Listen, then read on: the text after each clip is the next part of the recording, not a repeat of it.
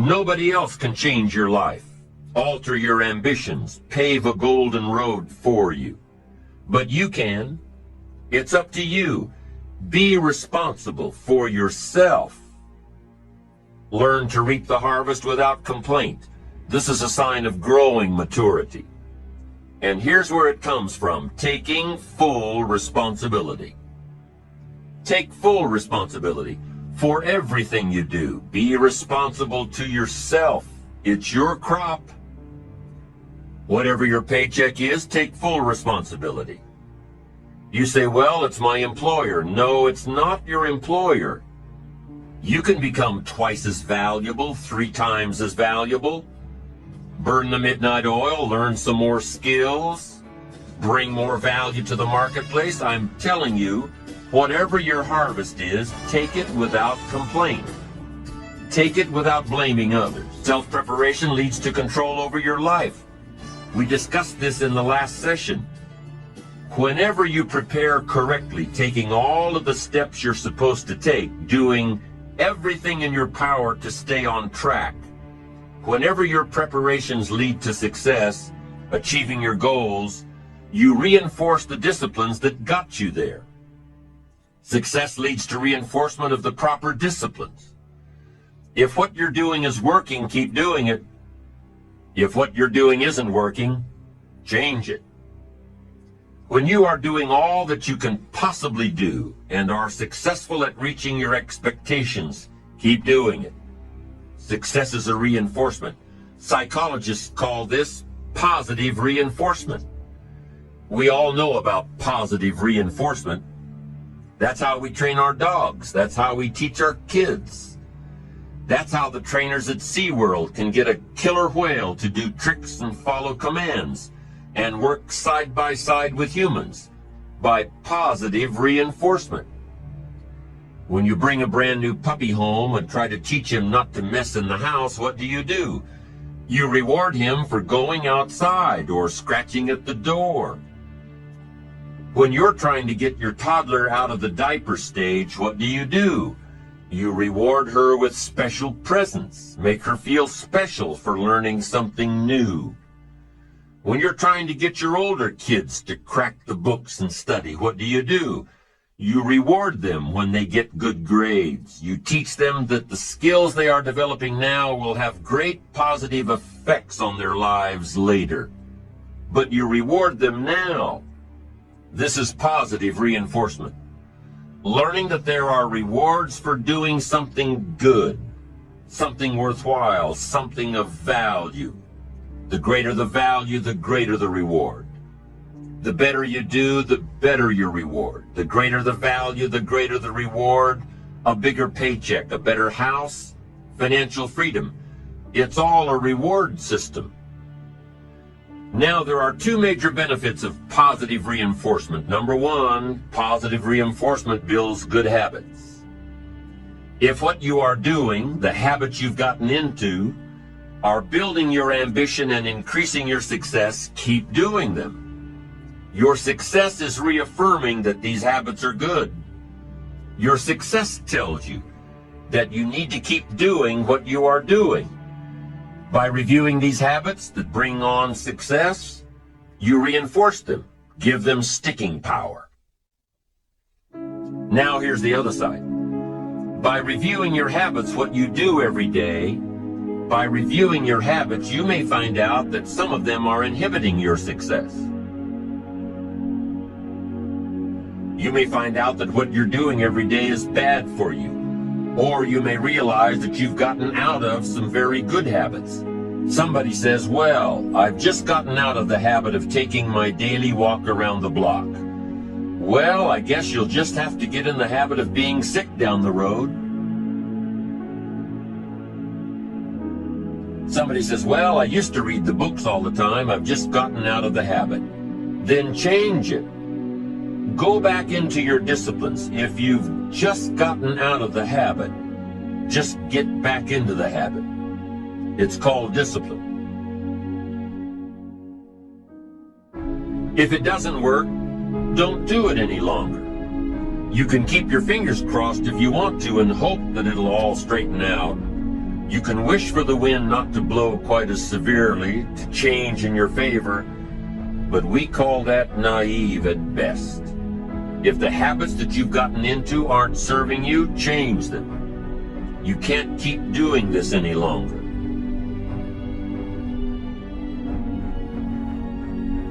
Don't wish for a better wind. The key is to wish for the wisdom to set a better sail. Utilize whatever wind that blows to take you where you want to go. That is the philosophy I picked up at age 25, and it revolutionized my whole life. And here's what I found. I found it was easy. I became a millionaire when I was 31, and I found it was easy. Now here's my definition of easy. It was something I could do. I figure if it's something you can do, it's easy. But here's a little parenthesis. I worked hard at it. I made sure my disciplines were in line. I made sure my habits were good. I made sure I did all that I could. I found something that I could do, but I worked hard at it. I got up early, stayed up late, and worked hard from age 25 to 31. But what I did was easy, meaning it was something I could do. Well, you say, Mr. Rohn, if it was so easy, how come during those 6 years, all those other people around you didn't get rich? Here's why. It's easy not to. How else would you describe it? That's it. It's easy to keep doing the things that don't work. It's easy to keep bad habits. It's easy not to develop the disciplines. It's easy not to. So how come I got rich and they didn't? Here's a philosophical phrase. The things that are easy to do are also easy not to do. That's the difference between success and failure, between daydreams and ambitions. Here's the key formula for success. A few disciplines practiced every day. And those disciplines have to be well thought out.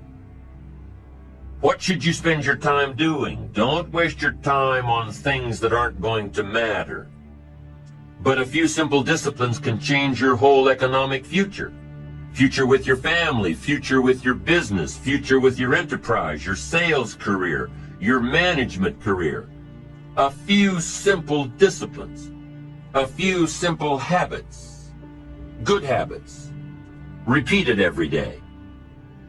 Now here's the formula for failure. Errors in judgment, repeated every day. All you've got to do is to have a few errors in your judgment and repeat them every day. I'm telling you, they'll spin out of control in 10 years. You'll end up driving what you don't want to drive, wearing what you don't want to wear, living where you don't want to live, earning what you don't want to earn.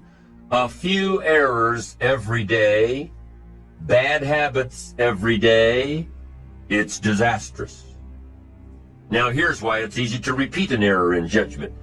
Because failure doesn't fall at the end of the first day.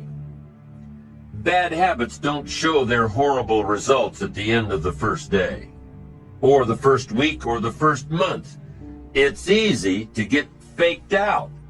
If disaster fell on us at the end of the first week, we'd change our philosophy. But it's so subtle.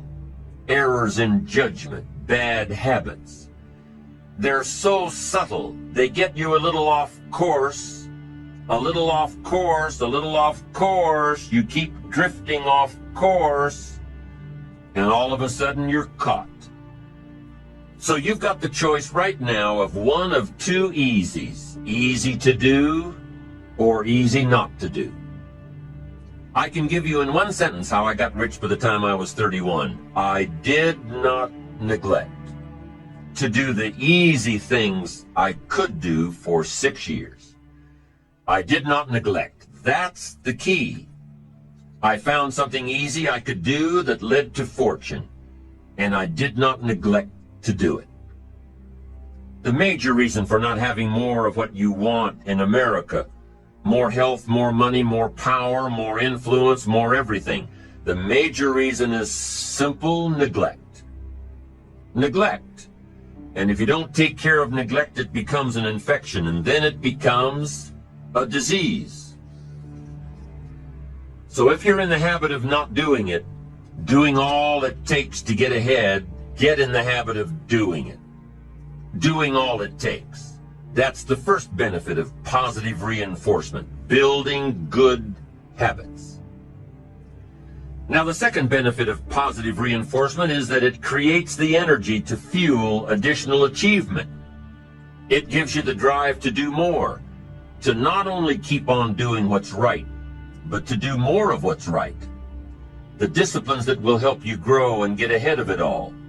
The knowledge that what you're doing is paying off creates more energy to keep going. How easy is it to get up in the morning when you know you're not doing all that it takes? It's not very easy at all. You can just lay there awake thinking, oh, what's a few more minutes in bed? It won't matter much anyway. Wrong. It does matter. It will matter. Now, how easy is it to get up in the morning when you're pouring it on, doing the best you can, anxious to get going, make progress toward your dreams? It's a whole different story. When you're resting to renew your reserves, it's much different than resting to avoid your day. When you're psyched up and excited for your life, when you're excited for what you've planned to accomplish for the day, it's amazing. You'll wake up before the alarm clock even tries to startle you awake. Your successes fuel your ambition. Your successes give you extra energy. Your successes pave the way for more successes. It's the snowball effect. With one success, you're excited to meet another, and another, and another. And pretty soon, the disciplines that were so difficult in the beginning, the disciplines that got you going, are now part of your philosophy. The next time you are faced with a responsibility, don't shy away from it. Embrace it with open arms and give it your all. Take responsibility for your life and your future, and don't let neglect and procrastination hold you back. Here's the next one. Philosophy that helped change my life. It's not what happens that determines your life future. It's not what happens that determines your life future. It's what you do about what happens. All of us are in like a little sailboat. And it's not the blowing of the wind that determines your destination. It's the set of the sail. So jot this phrase down. It's one of the best to understand. Kids need to understand it. The same wind blows on us all. The same wind blows on us all. The wind of disaster, the wind of opportunity, the wind of change. The wind when it's upside down, the wind when it's favorable and unfavorable. The same wind blows on us all. The economic wind, the social wind, the political wind. The same wind blows on everybody. The difference in where you arrive in 1 year, 3 years, 5 years, the difference in arrival is not the blowing of the wind, but the set of the sail. And that's what learning is all about, to set a better sail this year than last year. To set a better sail. The first 6 years of my economic life, I wound up broke. Second 6 years, I wound up rich. You say, well, the Democrats must have finally gotten power. No. No. No. It was not a political change. Here's what changed the second 6 years of my economic life. It was my philosophy that changed. The set of the sail of better thinking, correcting the errors of the past and picking up new disciplines for the future. That's all I had to do at the end of the first 6. Correct the errors of the past and then pick up some new disciplines for the future. And my total life changed. The second 6 years was totally different than the first 6 of my working life. And guess who can do that? Anybody. Now you can keep on the same path for the next couple of years as you have the past 2. But if you wish to, and maybe everything's okay for you and you don't need to, but if you need to make some changes, I'm telling you, you can start doing it today so that the next 2 years will be drastically different than the last 2. And anybody who wishes to do that can. And you can do it between ages 40 and 43. You can do it between ages 13 and 15. You can do it between ages 60 and 62. Any 2 years, any 5 years that you wish to drastically change from the previous 5, you can do it. If you wish to. Now this isn't written. This is not a law. Here's what it's called: opportunity. But if you don't know you can change, if you don't know you can drastically change your income, change your future, change your health, change your marriage, change everything, if you don't know that, some people then go year after year after year after year not making much change, simply because they didn't get to the class.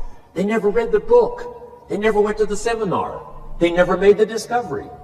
They didn't seek for the knowledge of how could I make my life better. And if you just rock along, I'm telling you it's okay.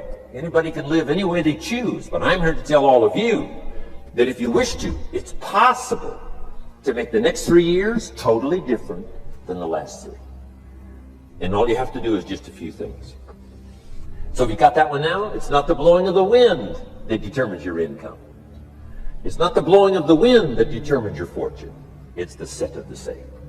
And that's why we gathered here today. Maybe I've got some ideas that'll help you with a couple of little things about setting the sail of your thinking that might drastically give you multiplied more benefit the next 3 years than you've gotten in the last 3. So it's not what happens. What happens to everybody. Chevron years ago brought me in to talk to management. They said, Mr. Rohn, you travel around the world and you're fairly knowledgeable. What do you think the next 10 years are going to be like? I said, gentlemen, I can tell you I do know the right people. So they all leaned forward and listened carefully. And I said, gentlemen, the next 10 years are going to be about like the last 10.